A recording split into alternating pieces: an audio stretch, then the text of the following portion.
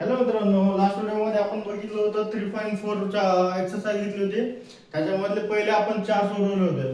आता याच्यामध्ये आपण 2 सोडवणार आहोत. याच्यानंतर आपलं जे थर्ड चॅप्टर आहे तो कंप्लीट होतोय. त्याच्यामध्ये थेरोटिकल चालू सध्या सगळे 7 आहेत, टोटल 7-8 आपण त्यामधून मागचे 4 घेतले होते. आज 3 म्हणजे 7 असतील. तर आपण 2 घेणार आहोत. जर या चॅप्टर मध्ये कोणाला जर डाऊट असेल तर तुम्ही कमेंट करू शकताय. आपण ते रिपीट सुद्धा क्वेश्चन सॉल्व्ह करू शकतो. तर घेऊया आपण आता पुढचं जे आहे तर 5 नंबरचा 4 नंबरचा क्वेश्चन आहे. There is the auditorium with the 27 rows of seats. There are the 20 seat in the first row. Second मध्ये 22 होतं आणि थर्ड मध्ये 24 होतं. त्यांनी सांगितलंय का ऑडिटोरियम आहे. ऑडिटोरियम मध्ये जे टोटल आहे ते किती 27 सीट सांगितलं. आपलं सॉरी 27 रोज सांगितलं. प्रत्येक रोज मध्ये त्यांनी तिथं डिटेल दिली की पहिल्यामध्ये किती तर 20 होतं. जे टोटल रोज जे आहे ते किती तर 27 दिले तर त्यामध्ये प्रत्येक रो मध्ये किती त्यांनी सांगितलं. पहिल्यात 20 होतं, दुसऱ्यात 22 होतं, दुसऱ्यामध्ये 24 होतं. म्हणजे याचा अर्थ काय तुमचा ए आहे तो किती 20 आहे आणि डी आहे तो किती आहे तुमचा 2 आहे. 24 seat in third row and so on. Find the number of the seats in the 15 row. म्हणजे जे तुमचं 15 रो आहे तर 15 रो मध्ये तुमचे सीट किती तर त्यांनी कॅल्क्युलेट करायला सांगितलं. and also find how many total seats are there. म्हणजे त्यांनी सांगितलं की 15व्या रो मध्ये सीट किती तर ते आधी सांगा. त्याच्यानंतर पूर्ण ऑडिटोरियम मध्ये किती सीट होतं ते कॅल्क्युलेट करायला सांगितलं.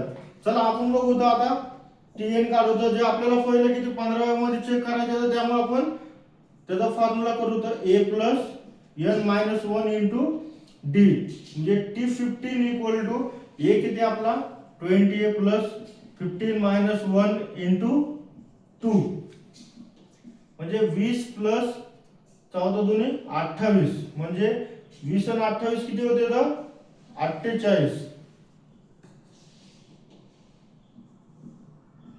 म्हणजे T15 मध्ये 48 रो आहेत टोटल. ज्या की सिरियल नंबर नुसार जर तुम्ही घेतलं तर 15व्या नंबरला तुम्हाला 48 येणार आहे. त्याच्यानंतर त्यांनी सांगितले की टोटल ऑडिटोरियम मध्ये किती रो होतं 27 रो होतं. तर 27 रो मध्ये पूर्ण सीट किती ते फाइंड आउट करायला सांगितलं. म्हणजे SN = म्हणजे आपलं सम करायचे त्याच्यामुळे आपण SN चा फॉर्म्युला यूज करतो. n/2 2a + n - 1 * d. तर किती 27 रो होतं.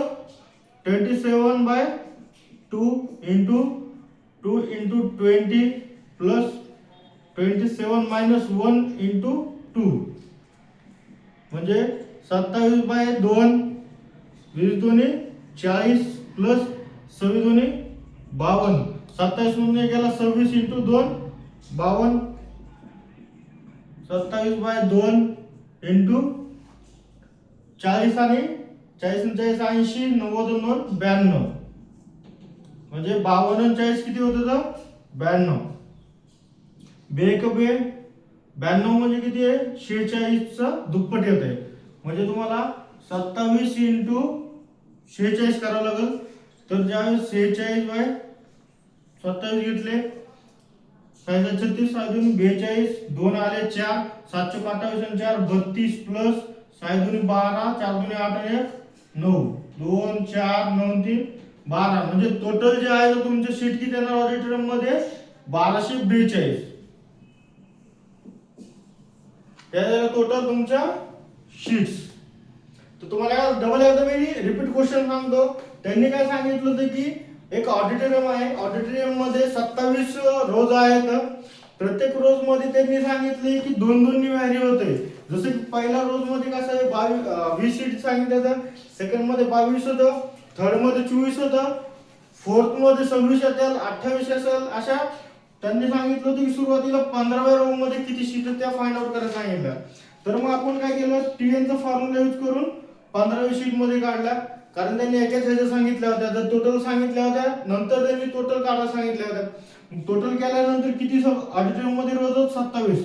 त्याच्यामुळे एसएन चा फॉर्म्युला यूज केला. एसएन मध्ये जे व्हॅल्यू आपल्याकडे अवेलेबल आहे त्या पूर्ण टाकल्यानंतर फाइंड आउट केलं, उत्तर किती आलं 1242. म्हणजे टोटल 27 शीट्स, 27 रोज मध्ये किती 1242 सीट आहेत टोटल ऑल. तर आता आपण नेक्स्ट क्वेश्चन घेऊ. तर नेक्स्ट क्वेश्चन मध्ये त्यांनी सांगितलंय की एक Kargil temperature was recording week from the Monday Saturday. म्हणजे कारगिल आहे का, कारगिल मध्ये जे टेम्परेचर आहे ते मंडे टू सॅटरडे सांगितलंय. All reading were in arithmetic progression. Sum of the temperature Monday and Saturday was 5 degree more the sum of temperature Tuesday and Saturday. म्हणजे Monday आणि सॅटरडेला ट्यूजडे आणि सॅटरडे पेक्षा 5 डिग्री सेल्सिअस जास्त आहे. If the temperature was Wednesday was the -30 degree Celsius then find temperature on other find day.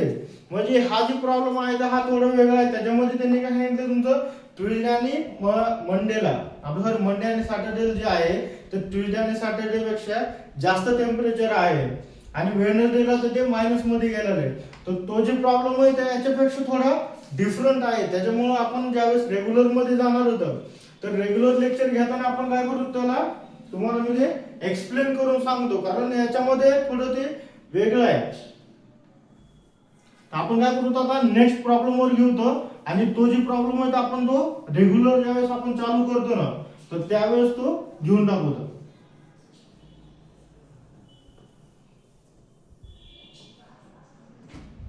त्याच्यानंतरचा एक next problem आहे शेवटचा.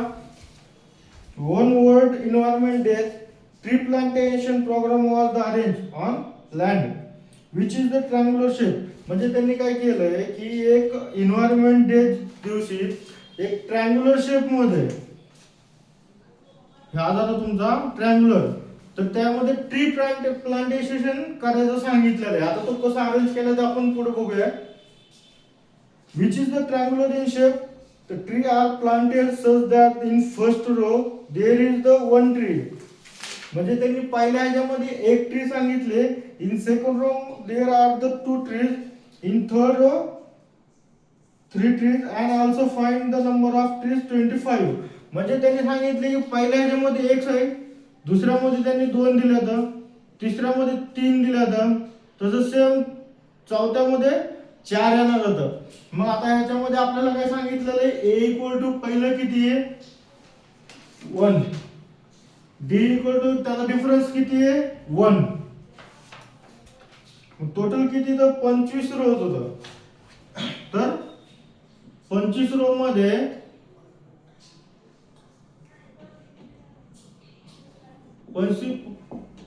जे 25 रो मध्ये टोटल ट्री किती होणार होतं ते सांगितलेलं. म्हणजे Sn equal to n by 2 in bracket 2a plus n minus 1 into d. म्हणजे S25 equal to 25 by 2 2 into 1 plus 25 minus 1 into 1 25 by 2 गुणिले 2 1 2 25 मधून 1 गेला किती झाले 24. 25 बाय 2 गुणिले 26, 24 आणि 2 26 म्हणजे 13.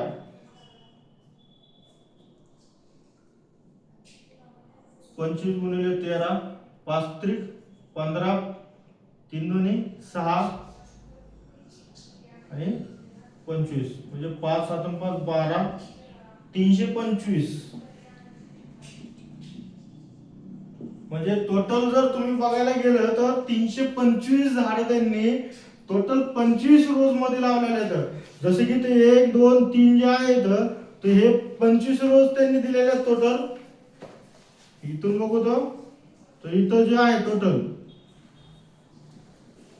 ह्याच्यामध्ये 25 रोज दिले तर प्रत्येक ह्याच्यामध्ये एक एक वाढत गेलेलं आहे.